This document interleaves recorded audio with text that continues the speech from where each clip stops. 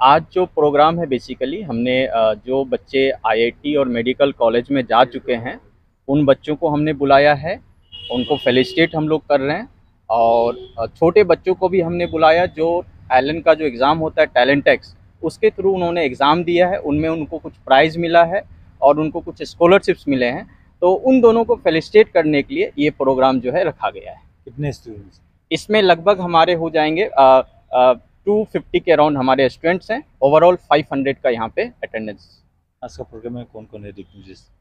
Dignitaries हमारे यहाँ पे आसाम यूथ कमीशन के मेंबर हैं, Pramod Vengra sir and Bhaskar Gogoi sir हैं, एंड हमने तरंगो सर को भी इनवाइट किया था जी।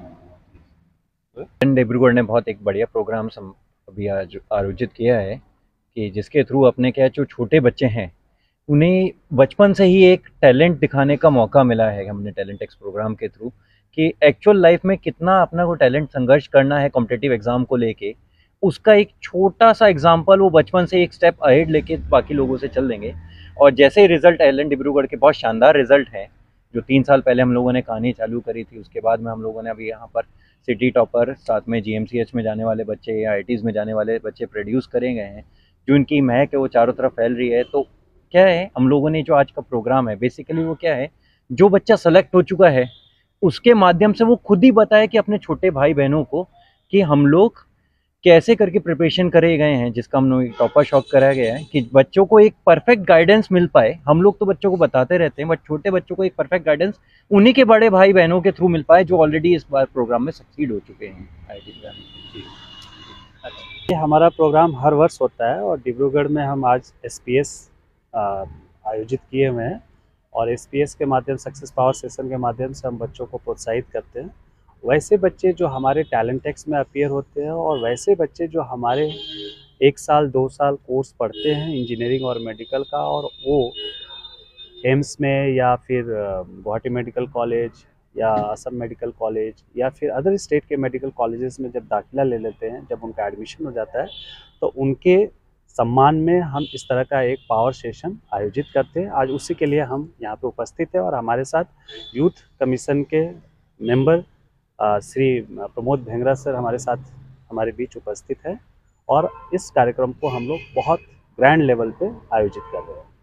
সকলোকে ধন্যবাদ জনাইছোঁ আৰু আগন্তুক মাঘ বিহুৰ শুভেচ্ছা জনাইছোঁ। লগতে আজি এক শুভ মুহূৰ্তত আমি উপনীত হৈছোঁ। আপোনালোকে জানে ডিব্ৰুগড়ত আমাৰ অসম গভৰ্ণমেণ্টৰ এটা প্ৰজেক্ট অসম ৰাজ্যিক যুৱ আয়োগৰ দ্বাৰাই বিকশিত জীৱন পৰিকল্পনা আঁচনিৰ নীট আৰু JEE কোচিঙৰ মানে ব্যৱস্থাটো কৰা হৈছে। আৰু আপোনালোকে জানে 2022 চনৰ পৰা ইয়াত আমাৰ অসমৰ মাননীয় মুখ্যমন্ত্ৰী ডক্টৰ হিমন্ত বিশ্ব শৰ্মা ডাঙৰীয়াই আহি ইনগ্ৰেশ্যন কৰিছিলে। আৰু আমি প্ৰথম বছৰতে আমি যিসকল ছাত্ৰ ছাত্ৰীক সৰ্বভাৰতীয় পৰ্যায়ত আমি পৰীক্ষাত অৱতীৰ্ণ কৰালোঁ, সেইসকল ছাত্ৰ ছাত্ৰী 100% উত্তীৰ্ণ হ'ল, যি কাৰণে যোৱা বছৰ এবছৰ আমাৰ মাননীয় মুখ্যমন্ত্ৰী নিজে আহি এই ছাত্ৰ ছাত্ৰীসকলক সম্বৰ্ধনা জ্ঞাপন কৰিলে। আপোনালোকে সেই সকলো কথা জানিছে। আৰু এই বছৰো সেইসকল ছাত্ৰ ছাত্ৰীক যিসকলে সৰ্বভাৰতীয় পৰ্যায়ত জিলিকিবলৈ সক্ষম হ'ল, নীটতে হওক JEE হওক, কিছুমানে IIT খড়গপুৰত মানে এডমিশ্যন পাইছে, কোনোবাই এমছত ছেট পাইছে আমাৰ ডিব্ৰুগড় জনৰ পৰা, সেইসকলক ছাত্ৰ ছাত্ৰীসকলক যাতে আদৰ্শ হিচাপে লৈ ল'ব পাৰে আৰু সেইসকলক আজি সম্বৰ্ধনা জনাবৰ কাৰণে এলএন ডিব্ৰুগড় জনে আজি এটা অনুষ্ঠান অনুষ্ঠিত কৰিছে, যাৰ কাৰণে সেই অনুষ্ঠানৰ জৰিয়তে আমাৰ নৱাগত ছাত্ৰ ছাত্ৰীসকলে উৎসাহ পাব। আৰু তেখেতসকলে আৰু এইখিনিতে আৰু এটা কথা আমি জনাই দিব বিচাৰিছোঁ যে অহা 19 তাৰিখে আমাৰ 25-26 যিটো নতুন জোন ষ্টাৰ্ট হ'ব, নতুন মানে আমাৰ ষ্টাৰ্ট হ'ব, সেই এক্সামটো অহা 19 তাৰিখে অনুষ্ঠিত হ'ব এলএন চাৰ্পত। আৰু ইতিমধ্যে 15 তাৰিখলৈকে আমাৰ অফলাইন আৰু অনলাইনৰ ফৰ্ম ফিল আপ চলি আছে।